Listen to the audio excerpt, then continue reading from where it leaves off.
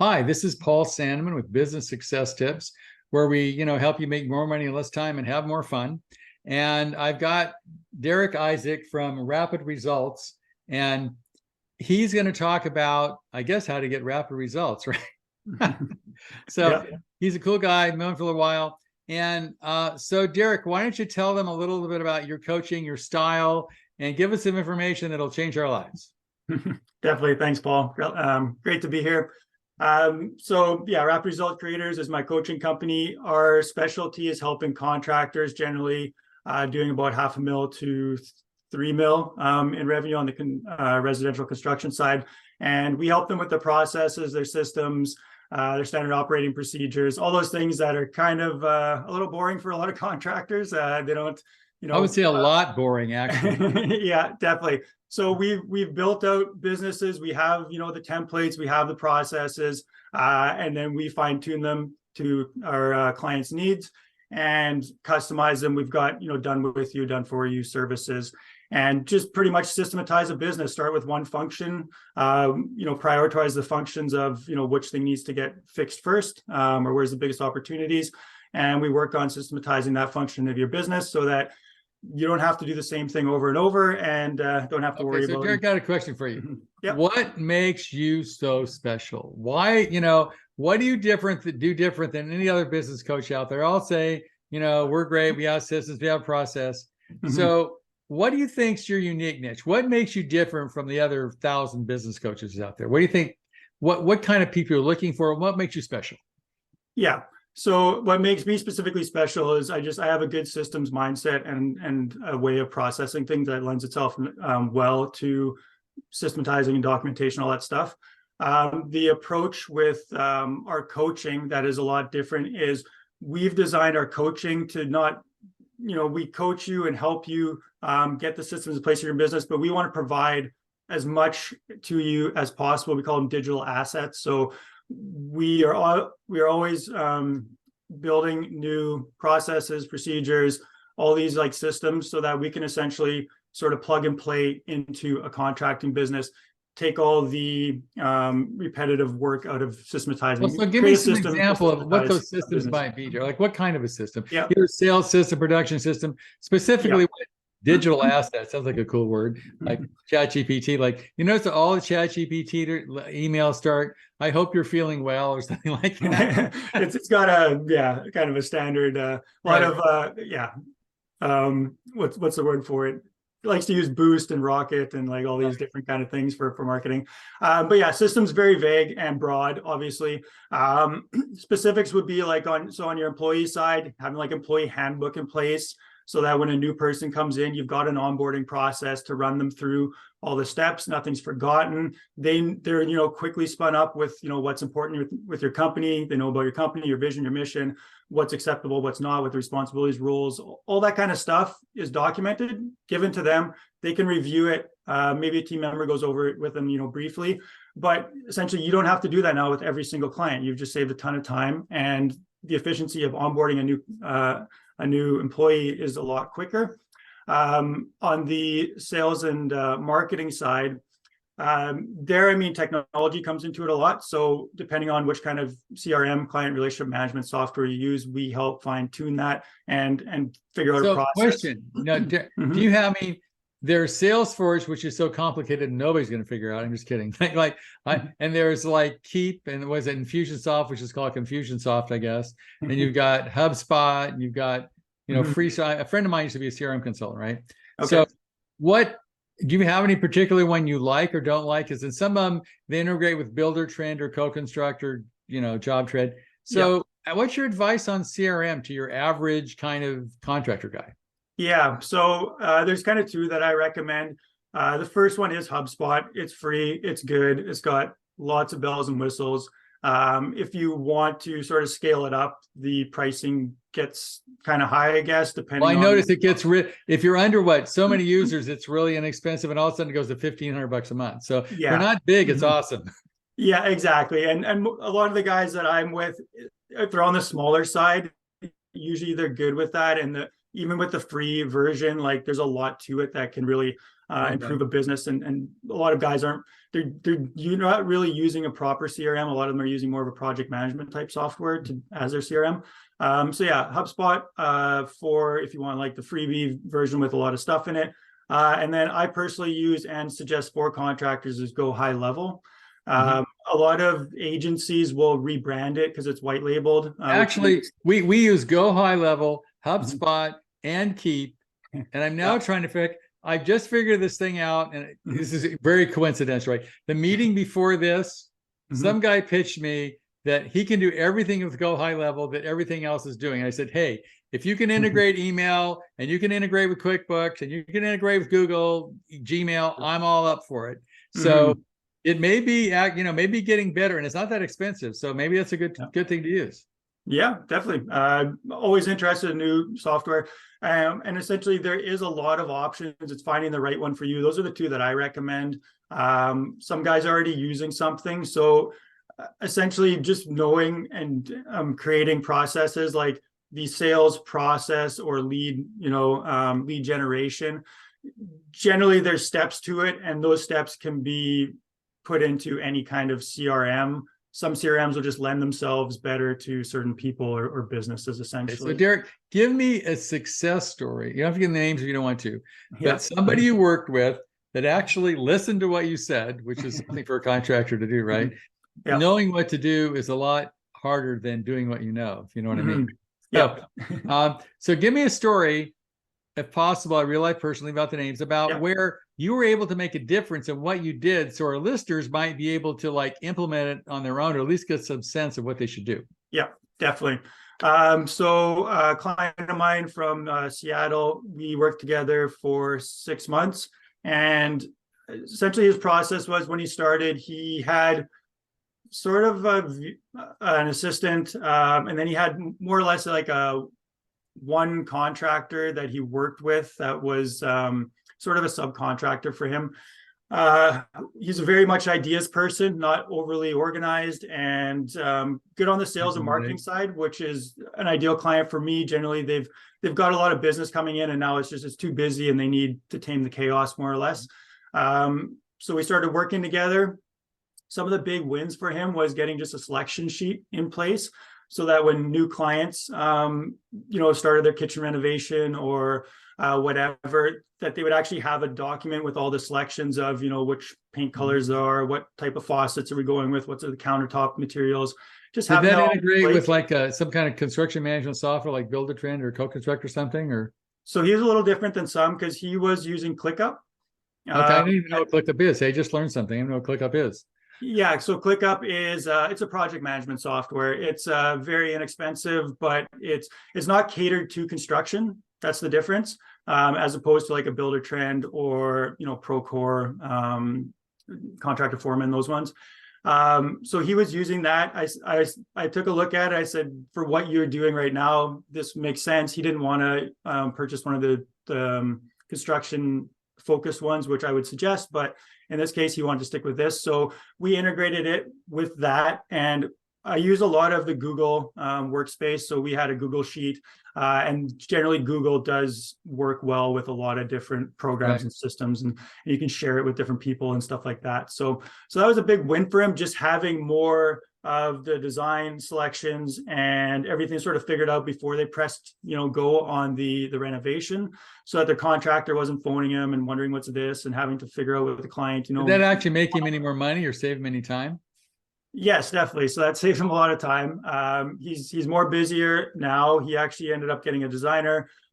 He hired a virtual assistant to help him with a lot of the little stuff to get a lot of his time back. That was one of his issues. And probably about 5 months or so into the course. So tell me about I'm a big fan. I use virtual assistants all the time. In fact, one clever thing I heard from another podcast we did was he takes a virtual assistant. Mine happens to be in Bolivia. It doesn't really matter. He literally puts her on her desk, not literally, but figuratively, right? He opens a Zoom thing and she's there all day. I thought, well, that's sort of cool, right? So, yeah, interesting. Yeah. So she's in the office, but she's not. So tell me how he used the VA and how that worked for him. Yep. So before we got the VA started, we essentially went through his daily routines and tasks, and made a bit of a list of like what's the easiest things to delegate that doesn't take a lot of skill and takes up your time, is repeatable.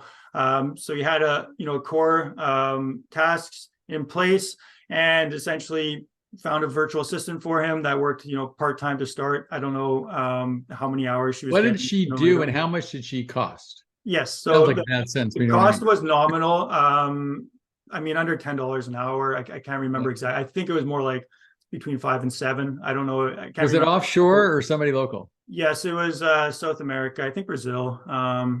Somewhere down there. Where Did he find her through Upwork, or how did you find her?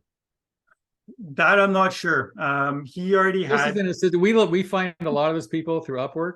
Yeah. And it tends to work really well for finding people that are offshore that are awesome. But you got to know how to do it. But if you don't know how to do it, you get some really good results. Yeah. Okay. Yeah. Fiverr is another good one. So specific things that she was doing was things like the selections, filling out the sheets. I mean, admin work. What else was there? Answering some phone calls, checking some emails, coordinating a bit with the contractor on site as well. So almost a quasi like coordinator role. Near the end, of course, like started simple with some of the basic stuff, and then she kind of grew into the business a bit and took on more responsibilities as she became more capable. That's good. Okay, so let me go to the other side, Derek. Tell me your biggest failure as a coach and why. I'm just curious. Biggest failure as a coach, I think. It's a little bit general, but I think not looking at financials soon enough with clients. I've had clients come in where I know like sales and marketing is important, so we focus there, but we weren't looking at their financials and really getting a good sense of where they were at before we kind of got farther along in the program, and then. And then when they couldn't pay you, you figured we must have a problem, right? Yeah, exactly. So. And like, construction, there's ups and downs. That's what we want to take care of and help smooth that out with proper marketing and sales and lead gen systems. But yeah, I think that's probably one of the mistakes that we've corrected, is really early on having those conversations of like, what are you bringing in? What's your actual profitability? What kind of debts, burdens do you have? Is this sustainable? Do you need to start, restructuring? As a coach, and I think you can help people with this, is that, I need to know every week, did you make or lose money and why? And what's interesting is most contractors can't answer that question, which sucks.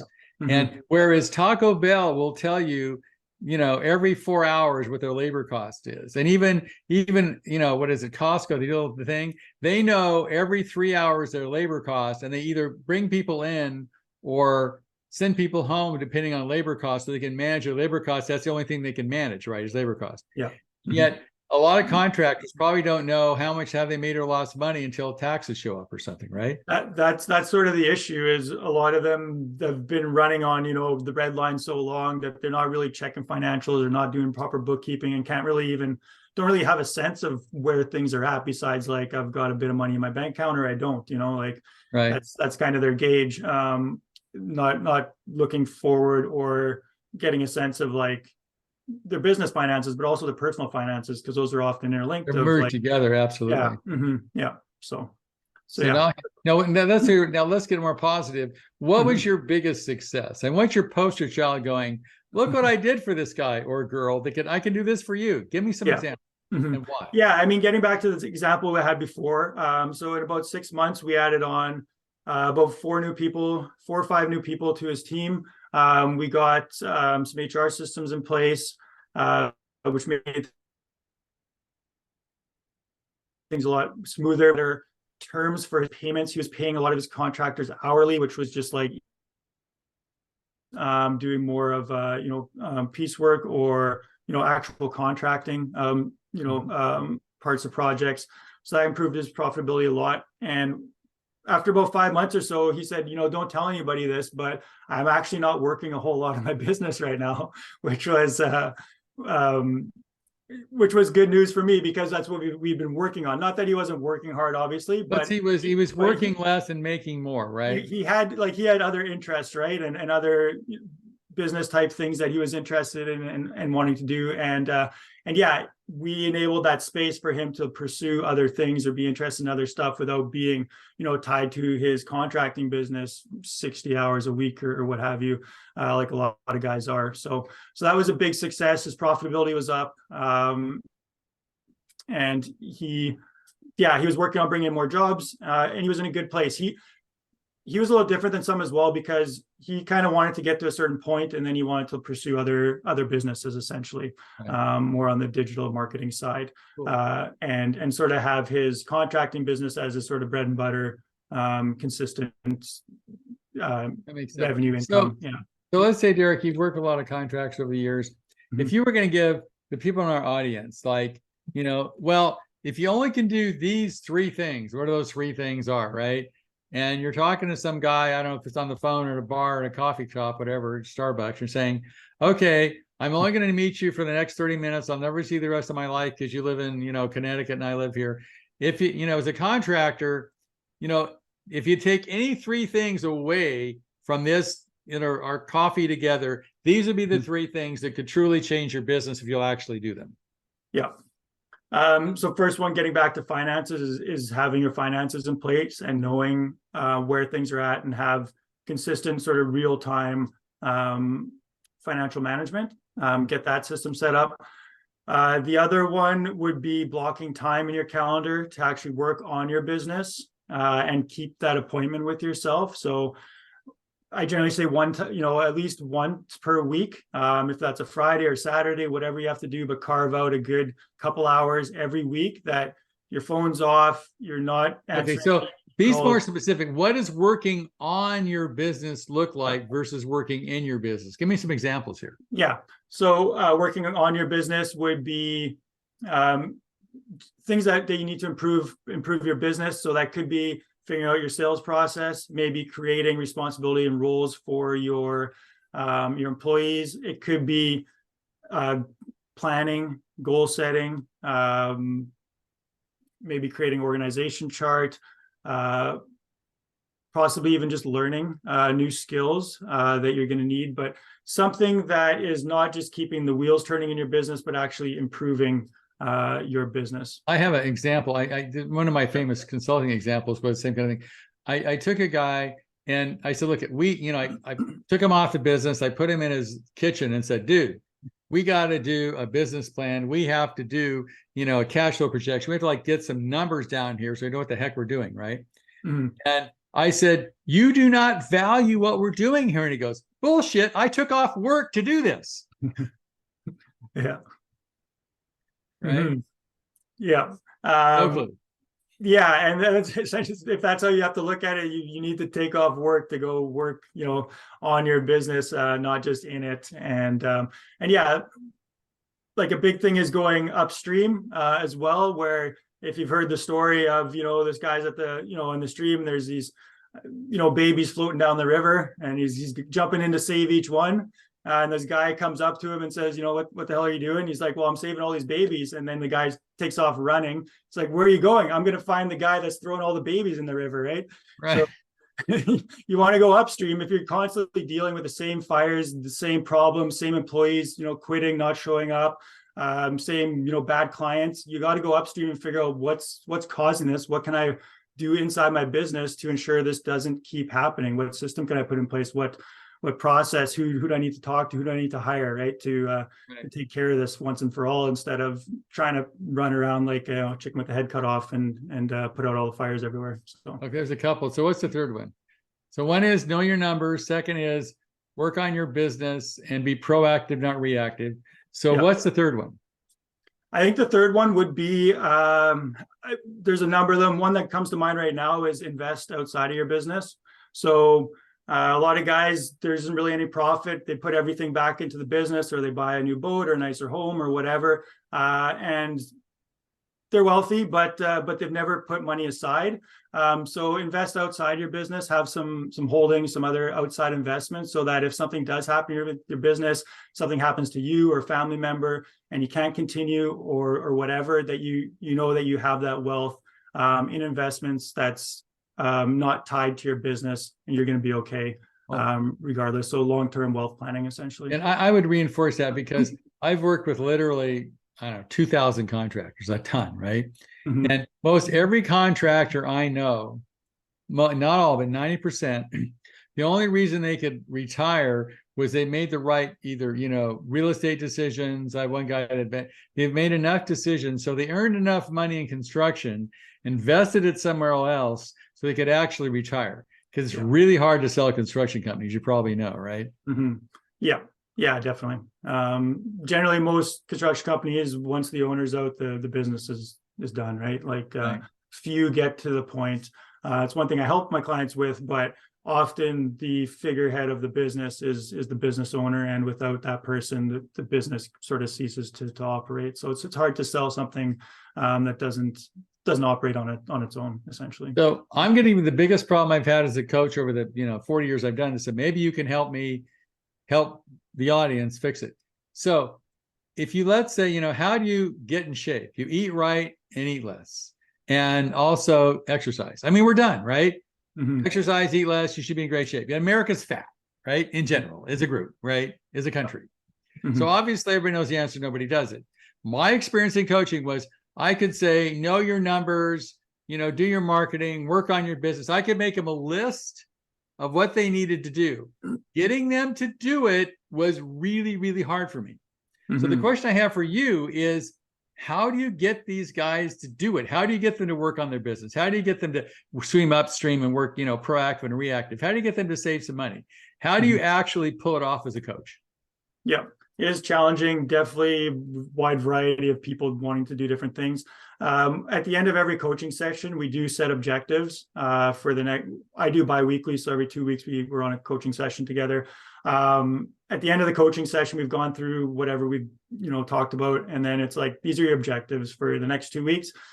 We have 1 or 2 main objectives. If all else fails, these are the things you need to execute on and get done. And then sometimes we have some secondary ones, which are nice to get done, but secondary. So that in and of itself, of setting objectives and being really clear, this needs to be done by the next session, generally helps. And then I'll generally check in with them with like a message the next week, how things going, need help. So provide some of that support. So that usually helps a fair amount. We also do, like, depending on the package, have done for you services. So those objectives, often I can handle it off to a team member, or I will be executing on some of them myself if I have the expertise, or if so basically you'll do it for them if they don't want to do it themselves. Exactly. So we take a lot of the load and burden off of the client, where we will be executing, getting their direction, insight, and understanding of their business. But then we will be left to actually get those objectives done. There are things that will still need to be done by the client. So what kind of things could they outsource to you? So like customizing documents, like things like I mentioned, the employee handbook. So we've got, templates for employee handbooks. Essentially, we would go through, get it like 95, 98% fine-tuned, customized to their business from the feedback that we've got from the business owner, and then we might go through a few little things just to make sure that everything makes sense for them. So that'd be one thing. Another thing could be their project management software. So depending what they're using, but we would go in, we would set up templates. So we've got like kitchen remodel, mid, higher, highest kind of thing. Set up estimating templates.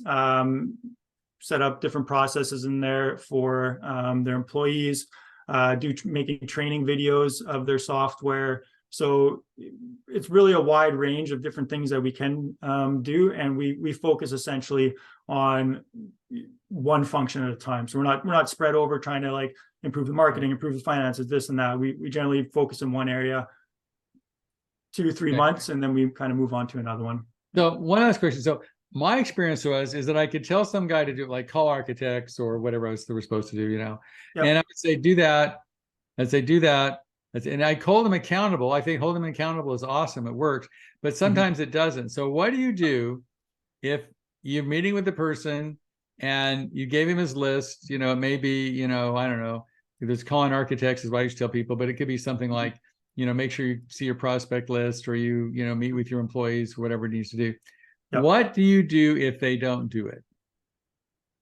Yeah, I mean, essentially it's, I haven't got it where it's been really bad, but having that difficult conversation, I guess, if you call it that, there's a good book about that, but of just like, hey, you know what, you're paying for this service. I want to get you these results, and I want to keep the ball moving forward. We're stuck here right now, and you're not getting this done. It's been, a month or whatever, a couple of weeks, and you said you get it done. It's not. This is holding us up. You've invested, time and money into this, and I want to make sure we're getting this done. And then essentially getting their feedback of, is this still something that's a priority, or is it something that we should leave behind and just move on? And just full well knowing the why of that the results won't, the reason we asked for that is because of this. If we don't do this, you can't expect this kind of result. You can't expect, what is it?